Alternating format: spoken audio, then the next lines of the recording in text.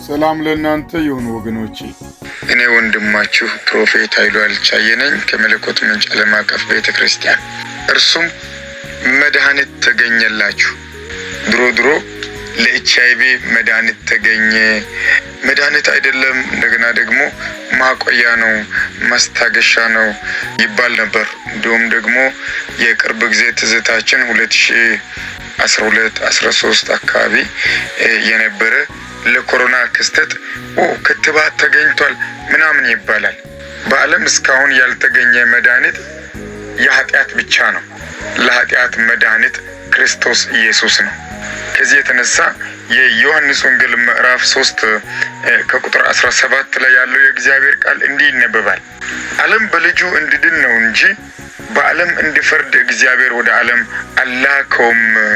በዚህ በልጁ በክርስቶስ ኢየሱስ በማመን የሚገኘውን ሕይወት ተካፍለ መዳን ትፈልጋለህ?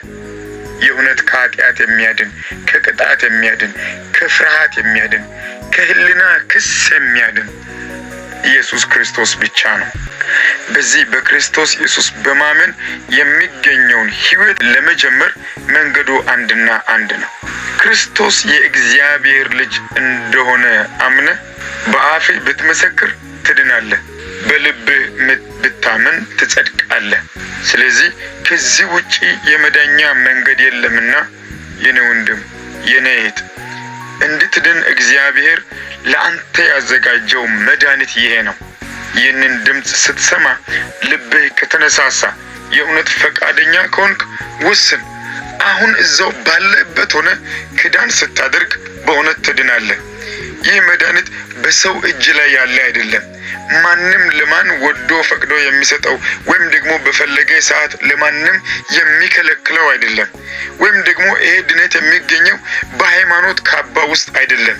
የተለያየ ሃይማኖት በምድር ላይ አለ። ከነዛ ሃይማኖቶች መካከል እርግጠኛ ነኝ አንዱ ሃይማኖት ሊኖር ይችላል ብዬ አስባለሁ። ግን የእውነት ሃይማኖት የሚያድን አይደለም። የሚያድነው በክርስቶስ ኢየሱስ ማመን ብቻ ነው።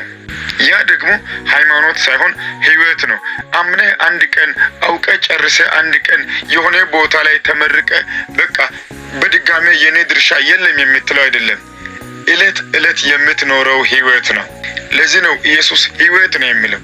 ለዚህ ነው መጽሐፍ ቅዱስ ሲናገር እውነትም ሕይወትም መንገድም እኔ ነኝ፣ በእኔ በቀር ማንም ወደ አብ ሊመጣ የሚችል የለም ይላል።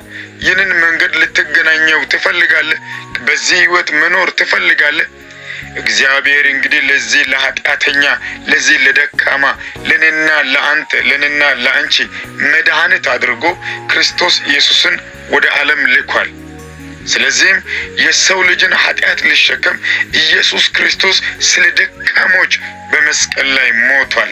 በዚህ የሚገኘውን ሕይወት እንድትካፈል እንዲሁም ደግሞ በዚህ ሕይወት ውስጥ መመላለስ እንድትችል ግብዣዬ ነው። ብትፈቅድና ብትወድ ክርስቶስን በልብህ ብትሾም ሕይወት ይሰጥሃል። ጌታ ኢየሱስ ዘመንን ይባርክ።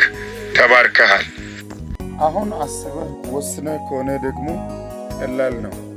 ማድረግ የሚገባህን እንዲነግሩ በቀጥታ በወንጌል አማኞች መካከል የምታውቀው ጓደኛ፣ ጎረቤት ካለ ቀጥታ አማክርና የት ምን ማድረግ እንደሚገባ ይነግሩሃል።